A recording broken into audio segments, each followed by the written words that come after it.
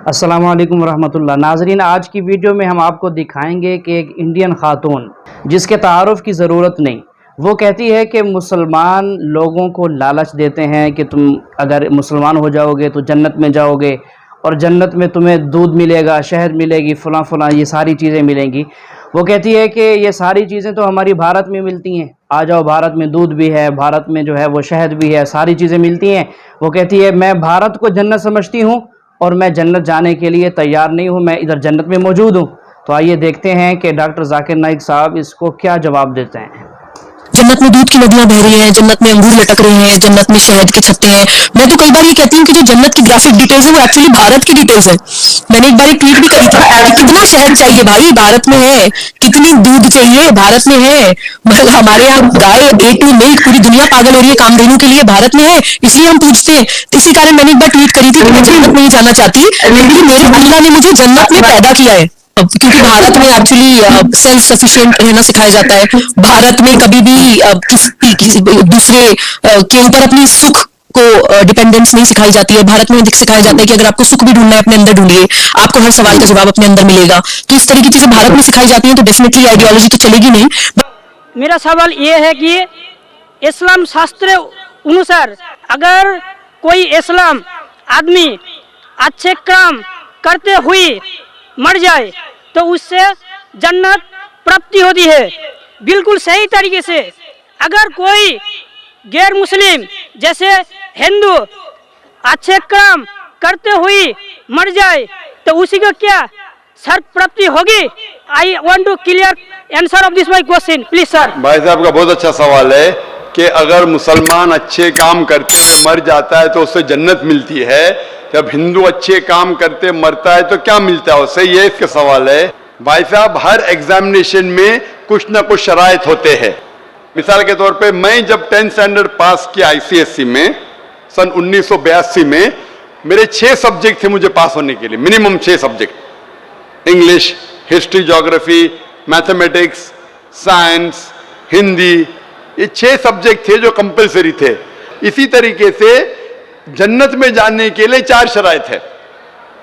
जन्नत में जाने के लिए सूरह अल असर सूरा नंबर 103 आयत नंबर 1 से 3 तक में लिखा है, वल अस्र इन्नल इंसान लफी खुस्र इल्ला लज़ीना आमनू व आमिलु सॉलिहाती व तवासौ बिल हक़ व तवासौ बिस सब्र।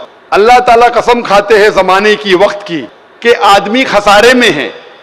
सिर्फ वो लोग निजात पाएंगे जो लोग के पास 4 चीजें हैं। नंबर 1 ईमान, नंबर 2 अमल सॉलिहात, अच्छे अमाल करना, नंबर 3 वतवासौ बिल हक़, लोगों को अच्छाई की तरफ बुलाना, और नंबर 4 वतवासौ बिस सब्र, लोगों को सब्र की तरफ बुलाना। तो जन्नत में जाने के लिए सूरह अल असर के मुताबिक 4 चीजों की जरूरत है। ईमान, मानना कि खुदा एक है, मोहम्मद सल्लल्लाहु अलैहि वसल्लम आखिरी पैगंबर है, बुत परस्ती गलत है। नंबर 2 अच्छे अमाल, नंबर 3 वतवासौ बिल हक़, दावा देना, नंबर 4 वतवासौ बिस सब्र। इन चारों चीजों में से एक भी चीज कम है तो आप जन्नत में नहीं जाएंगे। अगर अल्लाह ताला माफ करना चाहता है ग्रेस मार्क्स देख के तो अलग बात है। अल्लाह ताला फरमाते सूरह निसा में सूरा नंबर 4 आयत नंबर 48 में, और सूरह निसा सूरा नंबर 4 आयत नंबर 116 में कि अल्लाह अगर चाहे तो कोई भी गुनाह को माफ कर सकते, लेकिन शिर्क को कभी नहीं माफ करेंगे। तो आमतौर पे जन्नत में जाने के लिए 4 चीज की जरूरत है। आपको शिर्क नहीं करना चाहिए। तो अगर एक आदमी को 4 में से 3 चीज में अच्छे मार्क्स मिले, मिसाल के तौर पे मैं 10th स्टैंडर्ड के अंदर 6 सब्जेक्ट में से 5 सब्जेक्ट में 100% मिले मुझे, और एक सब्जेक्ट में मैं फेल हो गया हूं, एक सब्जेक्ट में मिलता है 5 आउट ऑफ 100, तो क्या मैं एग्जामिनेशन में पास होगा भाई साहब? नहीं सर। मैं 10th स्टैंडर्ड पास होगा? नहीं। नहीं, क्यों नहीं? लेकिन मुझे 5 में से 100% मिले, नहीं, सब 6 में पास होना चाहिए। 5 में से 100 से 100 मिले तो 6 में पास होना चाहिए। भले सब 6 में 100 में से 50 मिले चलेगा, लेकिन 5 में आपको 100 में से 100 मिले, एक में फेल हुए तो 10th स्टैंडर्ड फेल। इसीलिए जन्नत में जाने के लिए एक शर्त है, शिर्क नहीं करना चाहिए।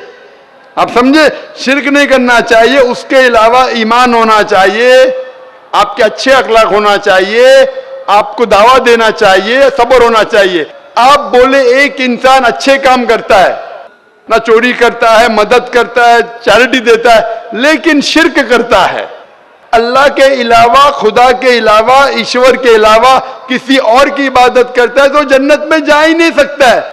अपने आप को अगर मुसलमान बोलता है और शिर्क करता है, फिर भी जन्नत में नहीं जाएगा। खाली मुस्लिम बोलने से कोई इंसान जन्नत में नहीं जाएगा।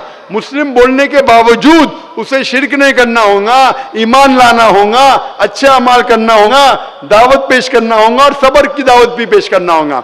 ये सब होंगे तो जन्नत में जाएगा, वरना नहीं जाएगा। अब हम चलते हैं माइक नंबर 1 पर, वहां पर अगर कोई गैर मुस्लिम भाई मौजूद हैं। मेरा नाम इंद्रदेव पासवान है और पेशे से वकालत करता हूं, खन्ना का रहने वाला हूं। मेरा सवाल है, तथाकथित रूप से जिहाद के नाम पर कुछ कट्टरपंथी तत्व मासूम लोगों को गुमराह कर उनके द्वारा अमानवीय कार्य कराते हैं, जिससे पूरा मुस्लिम समुदाय राष्ट्रीय स्तर पर ही नहीं अंतर्राष्ट्रीय स्तर पर भी बदनाम हो गया है। अतः जिहाद क्या है और जिहाद के बारे में विस्तृत रूप से बताया जाए। भाई साहब ने पूछा और कहा कि कुछ लोग जिहाद के नाम पे लोग को गुमराह करते, इसीलिए इस्लाम का नाम खराब हो चुका है। आप बताइए जिहाद क्या है?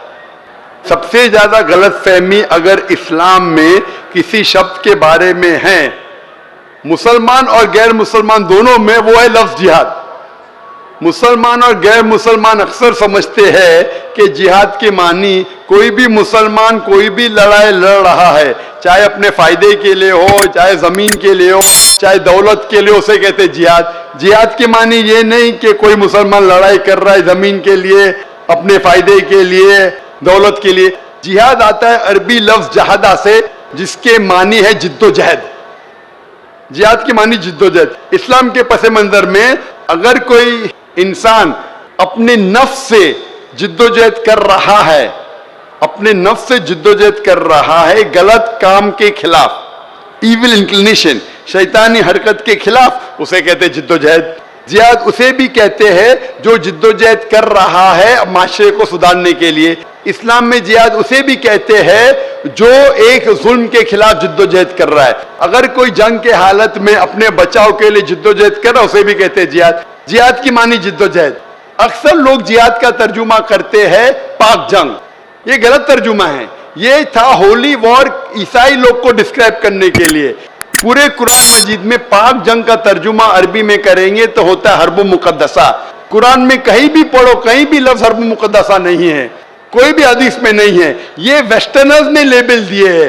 जिहाद की मानी जिद्दोजहद, और कुरान में साफ लिखा है सूरह माइदा सूरह 5 आयत नंबर 32 में, अगर कोई भी इंसान दूसरे इंसान का कत्ल करता है, सिवाय कत्ल के बदले कत्ल, मर्डर के बदले मर्डर, या अगर वो इंसान फसाद फैला रहा है इस धरती पे, इसके अलावा कोई भी इंसान मासूम इंसान का कत्ल करता है, गोया के सारी इंसानियत का कत्ल कर रहा है। और कोई भी इंसान दूसरे इंसान को बचाता है, वो सारे इंसान को बचाता है। ये सिर्फ कुरान में है, कोई भी मजहबी किताब में नहीं। लेकिन मीडिया ऐसे गुमराह लोग को पिकअप करके बताती है कि हर मुसलमान टेररिस्ट है। इसके पूरे जवाब के लिए आप एक कैसेट देखिए, जिहाद और दहशतगर्दी इस्लाम के पस मंजर में।